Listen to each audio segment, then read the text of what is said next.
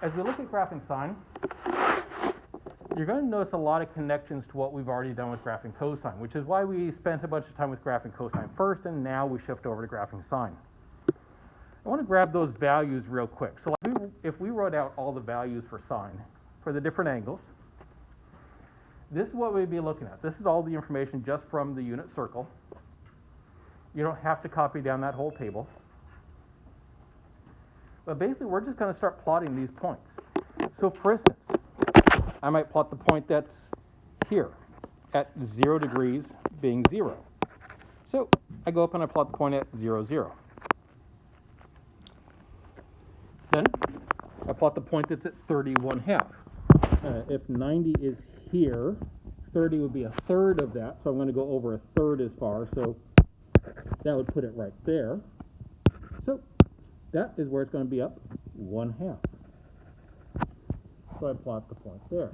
And basically, I could keep going through and just plot every single one of these points as they are. Notice we even have the decimal equivalents in there. If I do all this is what I'm looking at for 0 to 90. So get those plotted on yours, and then continue plotting the points from there.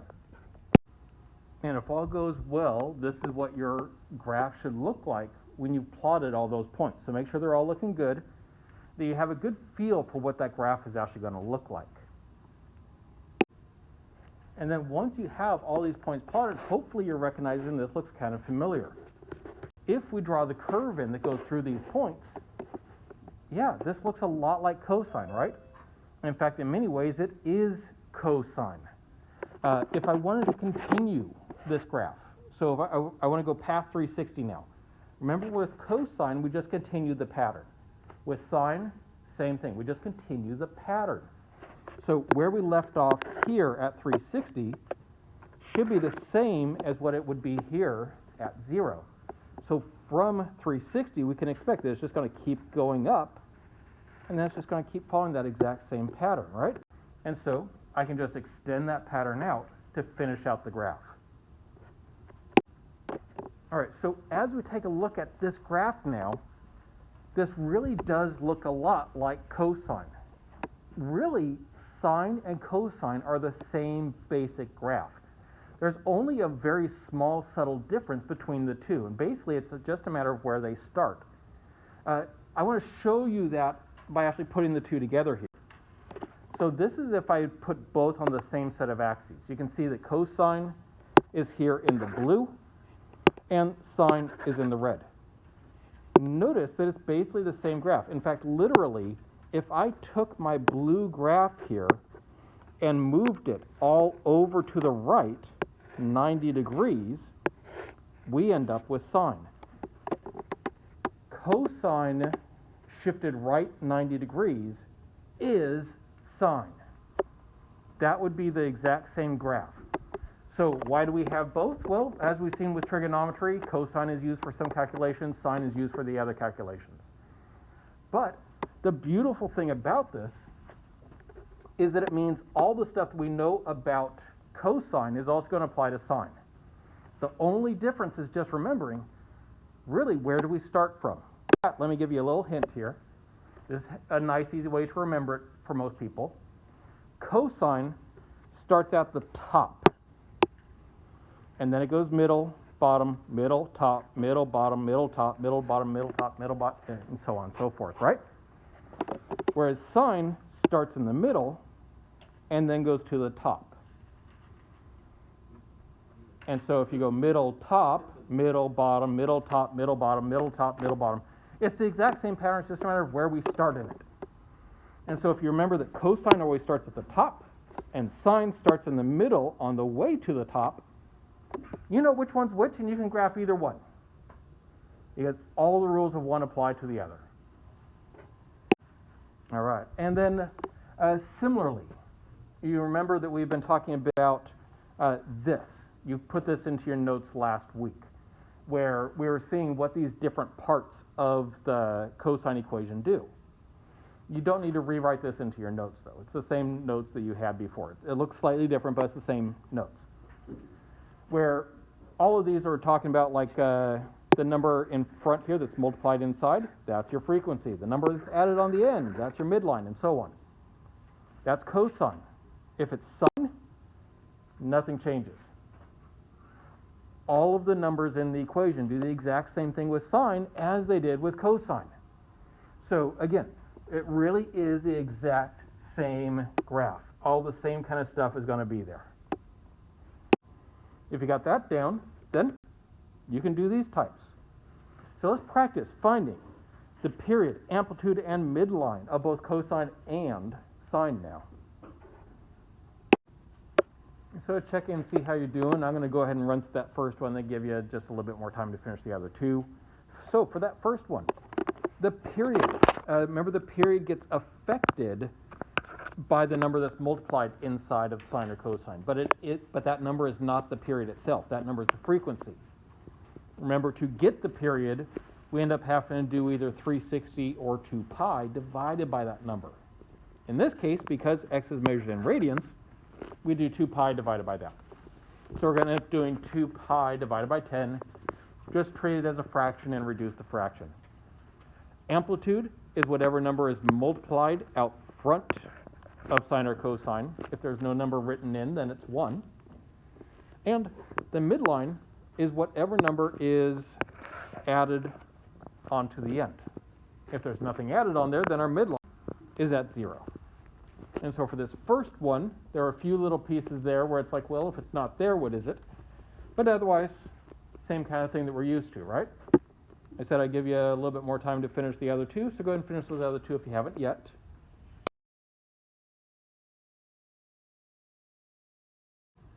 All right, so now go ahead and check those other ones.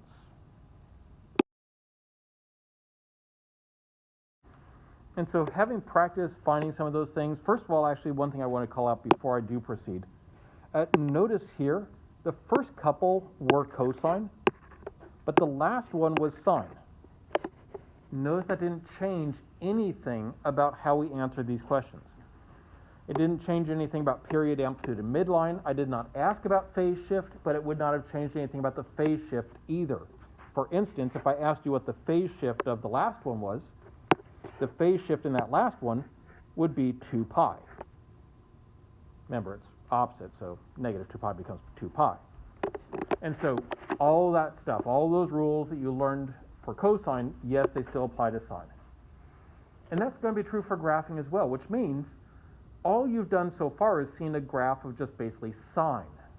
And yet, you should be able to graph something a little bit more complicated, including all of the different transformations, because you know the graph of cosine.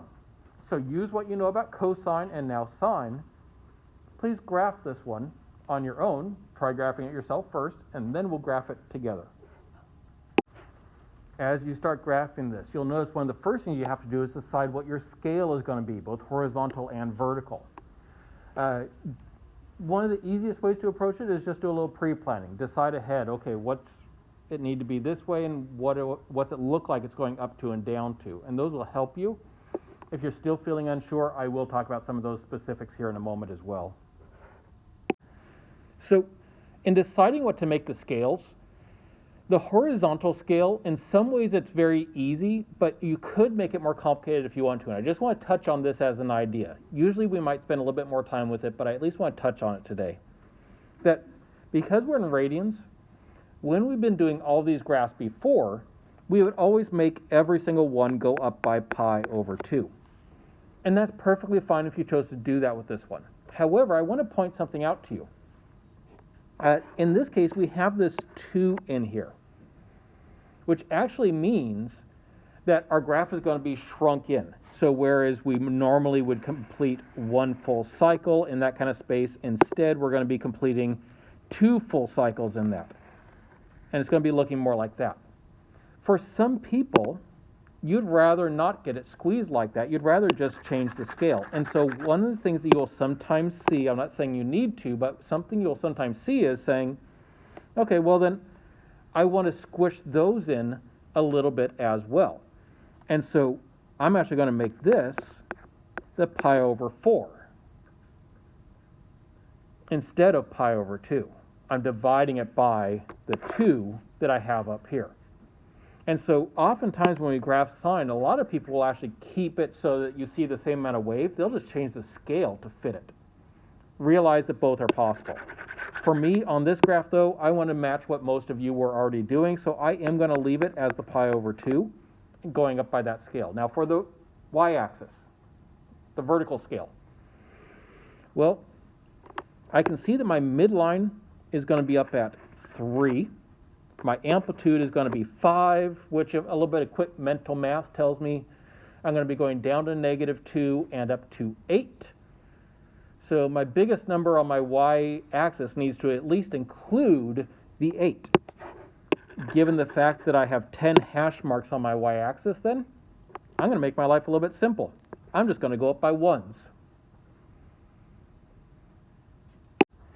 Now there is a lot going on in this graph. There's a lot of transformations. I only mentioned this once before. I'll remind you of it. A great way to start one of these, especially when you're graphing on paper like this, is to draw in a dotted line for your midline, and then draw in dotted lines where your top and bottom will be as well. So in this case then, my midline has got to be up at 3. So I'm going to start by drawing in a dotted line up here at 3. Remember, I make it dotted, that way I'm not confusing it with the actual line of the graph, or in this case, the curve of the graph. And then my amplitude is 5, so I'm going to be going 5 above that and 5 below it. So if I go up 5, that brings me up to 8. Dotted line. And if I go down 5, it brings me down to -2. And again, dotted line. By drawing those in, I now have dealt with the 3 and I've dealt with the 5. I don't even have to think about them anymore. So it keeps my focus down a little bit so I don't have to worry about quite as many different things going on at the same time. All right, haven't gotten that far. Now I only have to deal with the 2 and the pi as transformations, although I can even help myself with those. That minus pi means I need to shift to the right and start over at pi. I can even draw in a little vertical dotted line over at pi to keep track of that. And so, again, that gives me another thing where I don't have to now keep that in mind as I do all the rest of the work. I know I'm going to be starting on pi. So now, the only things I really have to worry about tracking is the fact that this is sine of 2x. Okay, well, sine. Where does sine start again? Top, middle, or bottom? Middle. I drew in the midline. Makes it nice and easy. And I also drew in that vertical line over at pi. So I know that my first point then needs to be on the midline at pi. All right. Now, my next point would need to be at the top. Sine starts in the middle, going up. But normally, it would be over here. I'd be going over by pi over 2 each time, but I'm not in this case because I have the 2. The 2, remember, is a horizontal compression. It's going to squeeze it in. So instead of that point being there, it's actually going to be over half as far. So it's only going to be kind of in the middle there. So I put the top right there. And I don't have to worry about counting up to the top because I drew that dotted line in. It makes it a little bit easier to find it. And now that I have that part, I can see kind of what the horizontal spacing is, and we just kind of fall into our pattern here. So that was middle, top. Next up is middle, bottom, middle, top, middle, bottom, middle, top, middle, bottom, middle, top, and so on and so forth, right? Plot the rest of the points. So then this is our final graph as we take a look at it. One last thing I want to make sure that you are noticing out of this graph is that to the left of my first point, so as we look over in this area here, notice to get those points, again, I continued the pattern. I didn't reflect it over my starting line. I continued the pattern. Big difference between those two ideas and how sine comes out looking. Cosine would look the same either way you thought about it, but sine doesn't. So this was part 1 of today's lesson. There's one other piece that I'm going to be talking about today, and that is that so far we've talked about graphing sine and cosine, and we've also used tangent a little bit along the way. But the thing is that there's actually way more than just those 3. There's actually a total of 6 different trigonometric functions. we're going to be adding those into our list. Although as I go to the next slide, I realize I forgot to mention this. So before I go into that, a note on graphing sine and cosine on wall map. This is the same stuff I told you before. I just want to reinforce to you.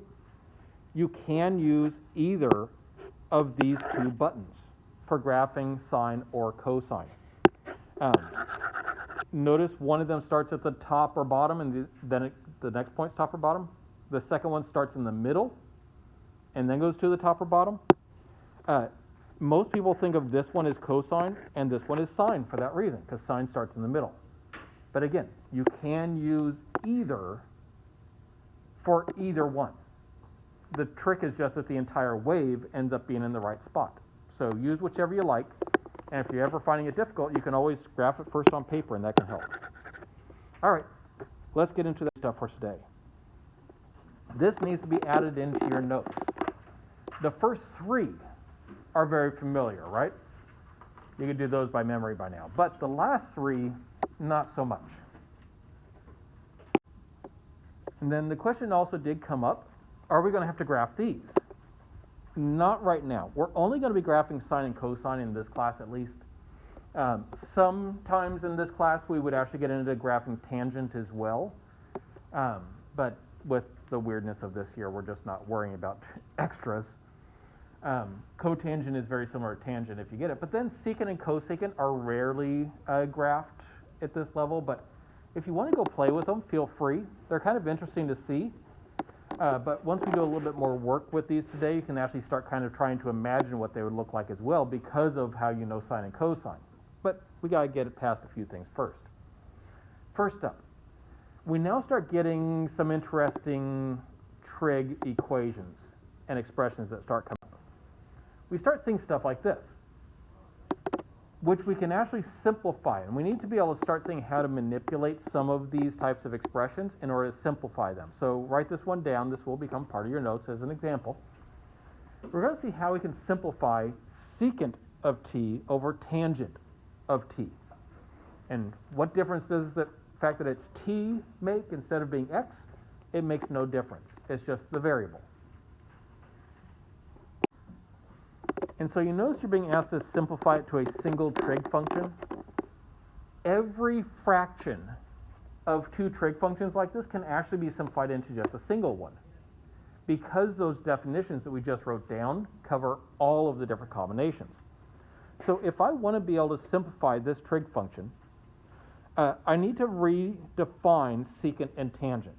And so I'm going to go back to the notes that I just took down, and I'm going to go grab what's the definition of secant and what's the definition of tangent.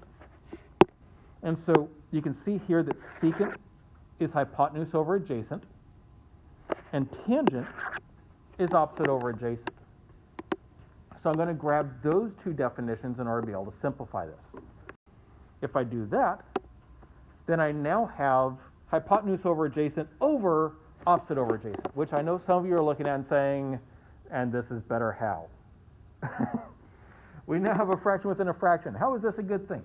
Well, two fractions within a fraction. Yeah, remember a fraction though? That's just division.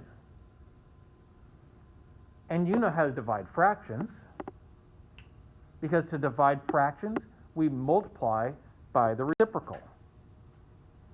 And so, yes, that does look kind of ugly with the fractions within the fraction. But really, it just comes down to this when we simplify it. And then that, we can simplify a little bit more past that.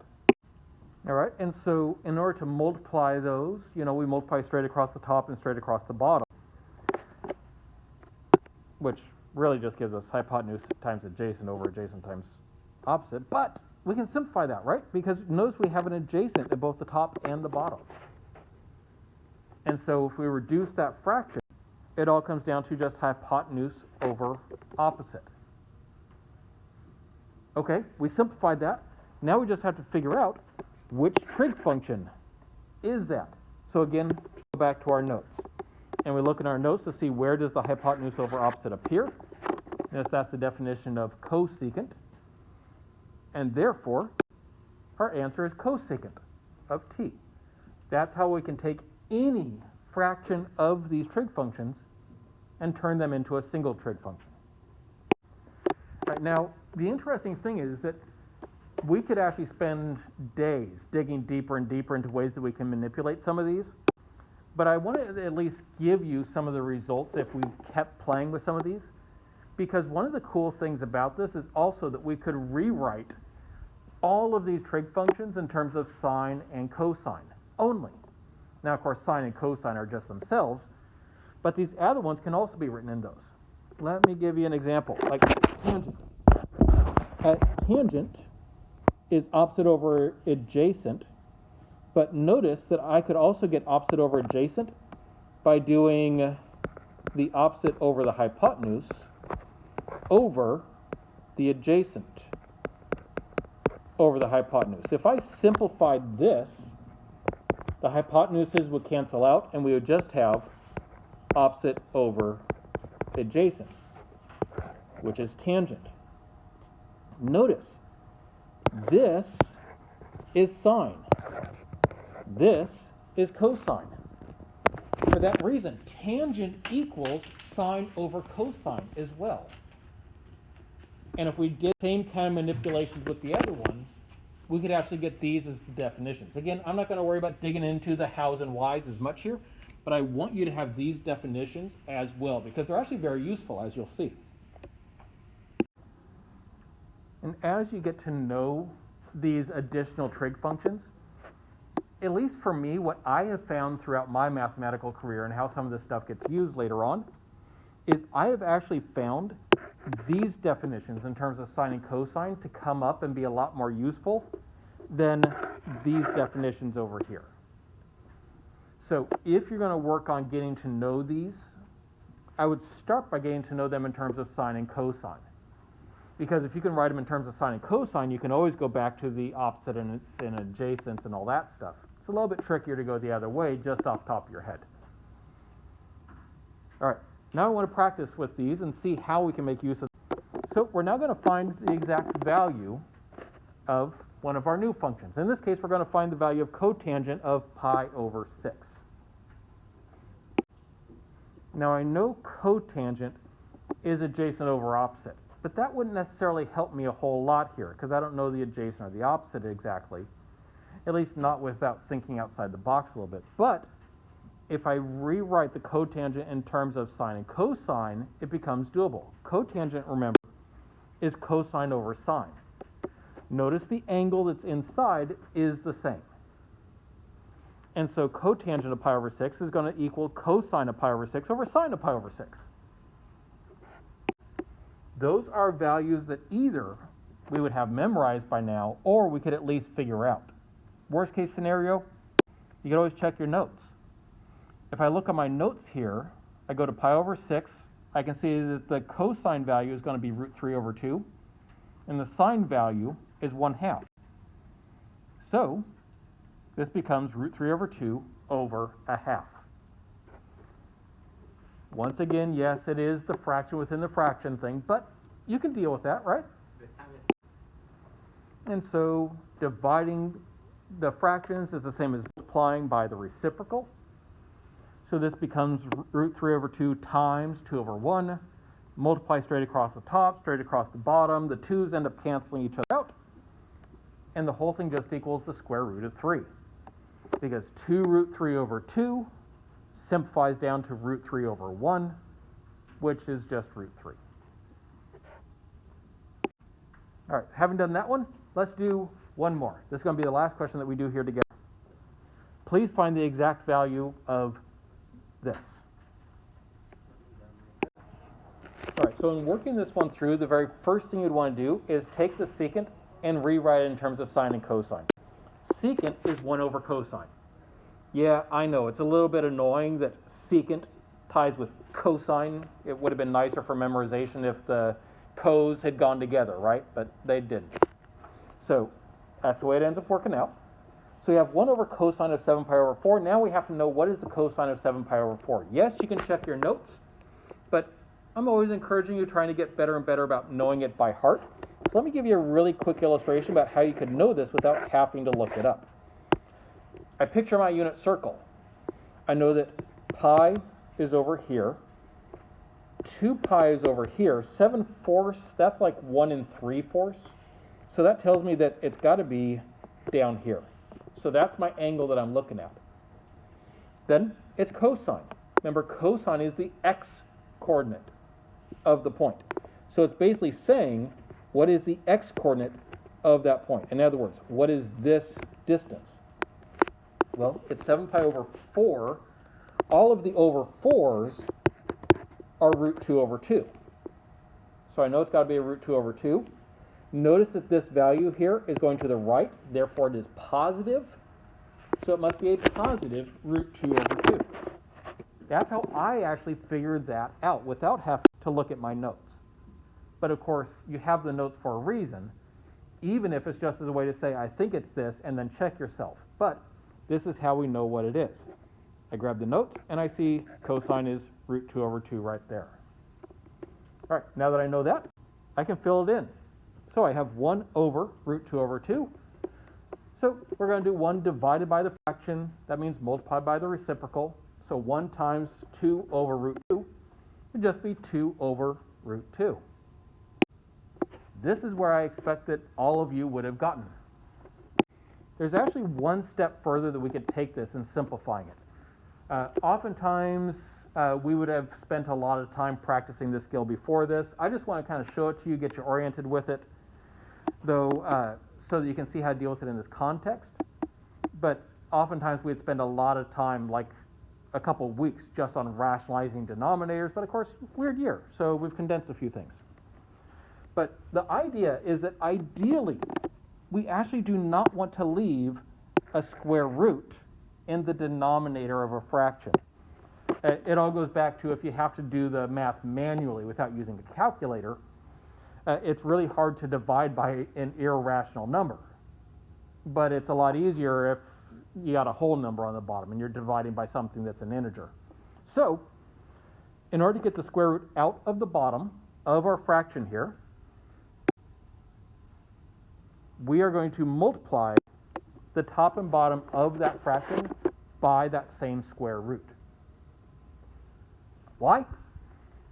Because what does the square root of 2 times the square root of 2 equal? Well, isn't root 2 times root 2 just root 2 squared? What's the square root of 2 squared? Yeah, anytime you square a square root, they're inverse operations of each other. They undo each other. So yeah, that would just equal 2. That's why we multiply the square root by itself, because it gets rid of the square root. And of course, whatever we do to the bottom, we do to the top. So if I multiply top and bottom by that root 2, I end up with 2 root 2 over 2. And then if I reduce it, that just equals the square root of 2. That then would be the actual simplified form of our answer that we found over here. So while this is technically correct to say 2 over root 2, it is the correct number. If we did that calculation, we'd get the right answer. However, we do want to start learning how to simplify it a little bit more, so we get it to root 2. Remember, the big idea there to take home, anytime you have a square root in the bottom, multiply top and bottom by that same square root, and that'll be able to get rid of it.